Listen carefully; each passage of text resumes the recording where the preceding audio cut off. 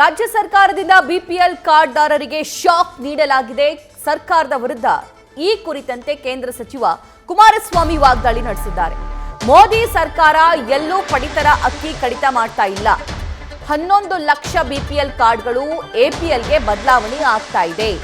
ಬದಲಾವಣೆಗೆ ಕೈ ಹಾಕಿರೋದ್ರ ಬಗ್ಗೆ ಜನರು ಪ್ರಶ್ನೆ ಮಾಡ್ತಾ ಇದ್ದಾರೆ. ಯಾಕೆ ಇದನ್ನ ಚೇಂಜ್ ಮಾಡ್ತಾ ಇದ್ದೀರಿ ಅಂತ. ತೆರಿಗೆ ಹೆಚ್ಚಿಗೆ ಮಾಡಿ ಸಂಗ್ರಹ ಮಾಡಿರುವ ಹಣ ಏನಾಯ್ತು ಅನ್ನೋ ಪ್ರಶ್ನೆಯನ್ನ ಕುಮಾರಸ್ವಾಮಿ ಅವರು ಮಾಡ್ತಾ ಇದ್ದಾರೆ. ಕೋಲಾರದಲ್ಲಿ ಸರ್ಕಾರಕ್ಕೆ ಎಚ್.ಡಿ. ಕುಮಾರಸ್ವಾಮಿ ಪ್ರಶ್ನೆ ಮಾಡಿದ್ದಾರೆ.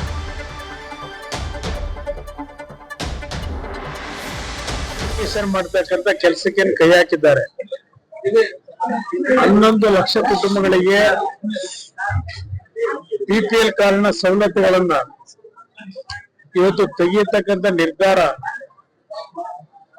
ಈ ಸರ್ಕಾರದ ನಡವಳಿಕೆಗಳನ್ನ ಇವತ್ತು ಜನತೆ ಪ್ರಶ್ನೆ ಮಾಡ್ತಕ್ಕಂಥ ಸಮಯ. ಇಷ್ಟು ದಿವಸ ಇಲ್ಲದೆ ಇದ್ದಿದ್ದು ಈಗ ಇದು ಯಾವ್ದಕ್ಕೆ ಪ್ರಾರಂಭ ಮಾಡಿದ್ದೀರಿ? ಕೇಂದ್ರ ಸರ್ಕಾರದಿಂದ ನಿಮಗೆ ಕೊಡ್ತಕ್ಕಂತ ಅಕ್ಕಿಯನ್ನ ಏನು ಎಲ್ಲೂ ಕಡಿತ ಮಾಡಿಲ್ಲ. ನೀವೇನು ಇಲ್ಲಿವರೆಗೆ ಮಾಹಿತಿ ಕೊಟ್ಟಿದ್ದೀರಿ, ಕೇಂದ್ರ ಸರ್ಕಾರ ಅಕ್ಕಿಯನ್ನು ಕೊಡ್ತಾ ಇದ್ದಾರೆ. ಇವತ್ತು ಬಿಪಿಎಲ್ ನಿಂದ ಎಪಿಎಲ್ ಗೆ ಕನ್ವರ್ಟ್ ಮಾಡೋದ್ರಿಂದ 11 ಲಕ್ಷ ಕುಟುಂಬದ ಮೇಲೆ ಆಗ್ತಕ್ಕಂಥ ಪರಿಣಾಮಗಳು, ಇದ್ರ ಬಗ್ಗೆ ಏನಾದ್ರು ಯೋಚನೆ ಮಾಡಿದ್ದೀರಾ?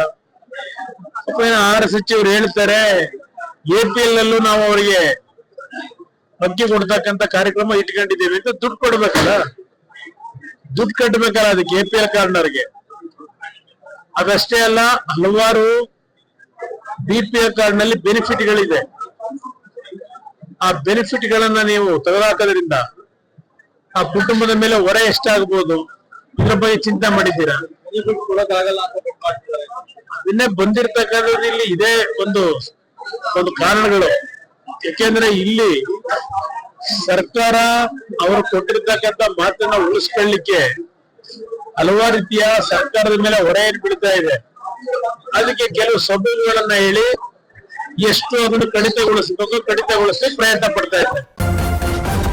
ನ್ಯೂಸ್ ಫಸ್ಟ್ ನಿರ್ಭೀತಿಯಿಂದ ನಿಮ್ಮ ಪರವಾಗಿ.